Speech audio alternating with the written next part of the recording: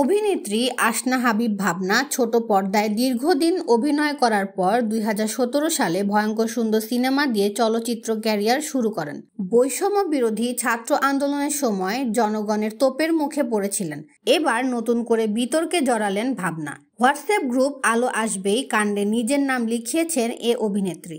সাবেক তথ্য প্রতিমন্ত্রী মোহাম্মদ এ আরাফাত এবং সংসদ সদস্য ফেরদৌসের নেতৃত্বে সবাইকে গ্রুপে অ্যাড করা হয়, যারা মূলত আওয়ামী লীগ সমর্থক হিসাবে ছিলেন। সম্প্রতি সামাজিক যোগাযোগ মাধ্যমে আলো আসবেই হোয়াটসঅ্যাপ গ্রুপের স্ক্রিনশট ভাইরাল হয়েছে, যেখানে আওয়ামী লীগ সমর্থক হিসাবে পরিচিত অভিনয় শিল্পীদের একটি দল বৈষম্য বিরোধী ছাত্র আন্দোলনকে দমানোর জন্য নিজেদের পরিকল্পনা বাস্তবায়নে বিভিন্ন কর্মসূচি নিয়ে আলাপ আলোচনা করতেন। এদিকে সে গ্রুপে যুক্ত থাকার পরও দুই নৌকায় পা দিয়ে চলেছেন আসনা হাবিব ভাবনা। ছাত্র আন্দোলনের প্রথম শহীদ আবু সাইদকে নিয়ে ছবি এঁকে সামাজিক যোগাযোগ মাধ্যমে প্রকাশ করে মায়া কান্নার অভিনয় করেছেন এবং আলো আসবে গ্রুপে যুক্ত ছিলেন বলে এমন দাবি তুলেছেন নেটিজেনরা।